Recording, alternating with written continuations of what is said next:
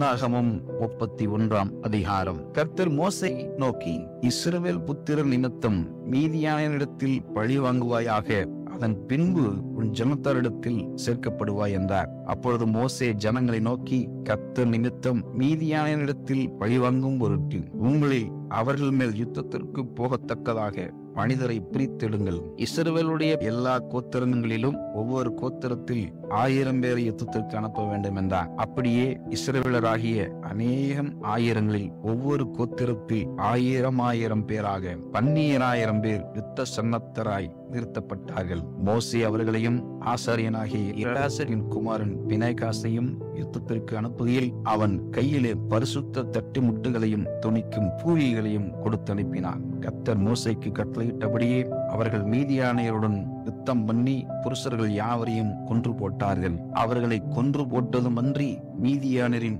5 ராஜாக்களாகிய AV, ரேகேம், சூர், ஊர், ரேபா என்பவர்களையும் கொன்று போட்டார்கள். பேயோரின் குமாரனாகிய பிலேயாமையும் பட்டயத்தினாலே கொன்று போட்டார்கள். அன்றியும் இஸ்ரவேல் புத்திரர் மீதியானின் ஸ்திரீகளையும் குழந்தைகளையும் சிறைபிடித்து அவர்களுடைய மிருக ஜீவன்களாகிய ஆடு மாடுகள் யாவையும் மற்ற ஆஸ்திகள் யாவையும் கொள்ளையிட்டு அவர்கள் குடியிருந்த ஊர்கள் கோட்டைகள் யாவையும் அக்கினியினால் சுட்டெரித்து தாங்கள் கொள்ளையிட்ட பொருளையும் தாங்கள் பிடித்த நரஜீவன் மிருக ஜீவன் அனைத்தையும் சேர்த்து சிறைப்பிடிக்கப்பட்ட மனிதரையும் மிருகங்களையும் கொள்ளையிட்ட பொருள்களையும் எரிகோவின் அருகேயுள்ள யோர்தானுக்கு இக்கரையில் மோவாபின் சமனான வெளிகளில் உள்ள பாளையத்திலிருந்த மோசேயினிடத்துக்கும் ஆசாரியனாகிய எலாசரிடத்துக்கும் இஸ்ரவேல் புத்திரராகிய சபையாரிடத்துக்கும் கொண்டு வந்தார்கள். மோசேயும் ஆசாரியனாகிய எலாசரும் சபையின் பிரபுக்கள் எல்லாரும் அவர்களை சந்திக்க பாளையத்திற்கு வெளியே புறப்பட்டு போனார்கள்.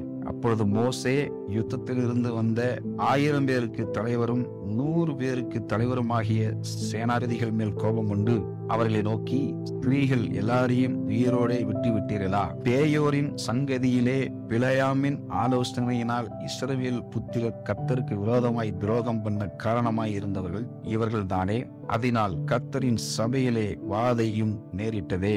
ஆகையால் குழந்தைகளில் எல்லா ஆண் பிள்ளைகளையும் புருஷ சம்யோகத்தை அறிந்த எல்லா ஸ்திரீகளையும் கொன்று போடுங்கள். ஸ்திரீகளில் புருஷ சம்யோகத்தை அறியாத எல்லா பெண் பிள்ளைகளையும் உங்களுக்காக உயிரோடே வையுங்கள். பின்பு நீங்கள் 7 நாள் பாளையத்திற்கு புறம்பே தங்குங்கள்.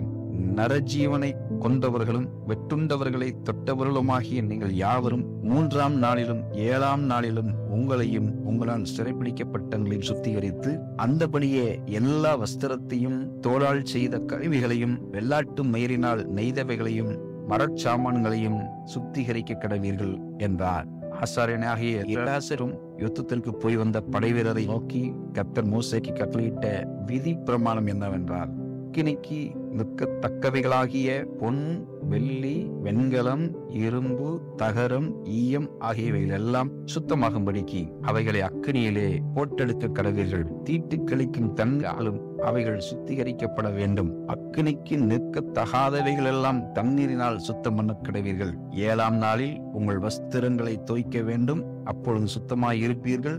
பின்பு நீங்கள் பாளையத்திற்குள் வரலாம் என்றார். கர்த்தர் மோசை நோக்கி, பிடித்து கொண்டு வரப்பட்ட மனிதரையும் மிருகங்களையும் நீயும் ஆசாரியனாகிய எலாசரும் சபையினுடைய பிதாக்களாகிய தலைவரும் தொகை பார்த்து கொள்ளையிடப்பட்டதை 2 பங்காக பங்கிட்டு யுத்தத்திற்கு படையெடுத்து போனவர்களுக்கும் சபையை அனைத்திற்கும் கொடுங்கள். மேலும் யுத்தத்திற்கு போன படை வீரர்களிடத்தில் கர்த்தருக்காக மனிதரிலும் மாடுகளிலும் கழுதைகளிலும் ஆடுகளிலும் 500க்கு 1 பிராணி வீதமாக பகுதி வாங்கி அவர்களுடைய பாதி பங்கில் எடுத்து கர்த்தருக்கு ஏறெடுத்து படைக்கும் படைப்பாக ஆசாரியனாகிய எலாசருக்கு கொடுக்க வேண்டும்.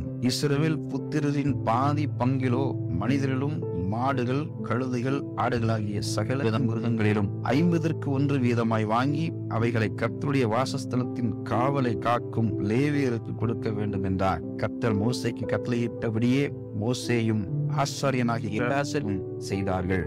படைவீரர் கொள்ளையிட்ட பொருளில் 6,75,000 ஆடுகளும் 72,000 மாடுகளும் 61,000 கழுதைகளும் மீதியாயிருந்தது. புருஷ சம்யோகத்தை அறியாத ஸ்திரீகளில் 30,000 பேர் இருந்தார்கள். யுத்தம் செய்ய போனவர்களுக்கு கிடைத்த பாதி பங்கின் தொகையாவது ஆடுகள் 3,37,500. இந்த ஆடுகளிலே கர்த்தருக்கு பகுதியாக வந்தது 675. மாடுகள் 30,000, அவைகளில் கர்த்தருக்கு பகுதியாக வந்தது 72. கழுதைகள் 30,500, அவைகளில் கர்த்தருக்கு பகுதியாக வந்தது 61. நரஜீவன்கள் 14,000 பேர், அவர்களில் கர்த்தருக்கு பகுதியாக வந்தவர்கள் 32 பேர். கர்த்தருக்கு ஏறெடுத்து படைக்கும் அந்த பகுதியை மோசே கர்த்தர் தனக்கு கட்டளையிட்டபடியே ஆசாரியனாகிய எலியாசிரத்தில் கொடுத்தான். யுத்தம் பண்ணின பேர்களுக்கும் இஸ்ரவேல் புத்திரருக்கும் மோசே பாதி பாதியாக பங்கிட்டதின்படியே சபையாருக்கு வந்த பாதி பங்காவது ஆடுகளில் 3,37,500, மாடுகளில் 30,000, கழுதைகளில் 30,500, நரஜீவன்களில் 14,000 பேருமே. இஸ்ரவேல் புத்திரரின் பாதி பங்குக்கு வந்த இந்த நரஜீவன்களிலும் மிருகங்களிலும் மோசே 50க்கு 1 வீதமாக எடுத்து அவைகளை கர்த்தர் தனக்கு கட்டளையிட்டபடியே கர்த்தருடைய வாசஸ்தலத்தின் காவலை காக்கிற லேவியருக்கு கொடுத்தான். பின்பு 1000 பேருக்கு தலைவரும் 100 பேருக்கு தலைவருமான சேனாபதிகள் மோசேயிடத்தில் வந்து, உமது ஊழியக்காரராகிய நாங்கள் எங்கள் கையின் கீழ் இருக்கிற யுத்த மனிதரை தொகை பார்த்தோம், அவர்களுக்குள்ளே ஒரு ஆளும் குறையவில்லை.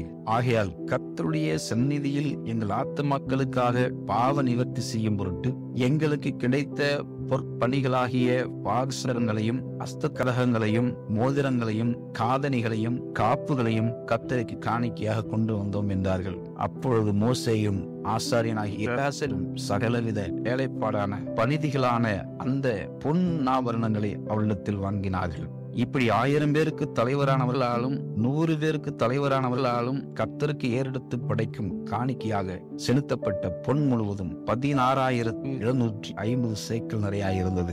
யுத்தத்திற்கு போன மனிதர் ஒவ்வொருவரும் தங்களுக்காக கொள்ளையிட்டிருந்தார்கள். அந்த பொன்னை மோசேயும் ஆசாரியனாகிய எலியாசரும் 1000 பேருக்கு தலைவரானவர்களின் கையிலும் 100 பேருக்கு தலைவரானவர்களின் கையிலும் வாங்கி இஸ்ரவேல் புத்திரருக்கு ஞாபகக்குறியாக ஆசரிப்பு கூடாரத்திலே கர்த்தருடைய சன்னதியில் கொண்டு வந்து வைத்தார்கள் என்பதே. ஆமென்.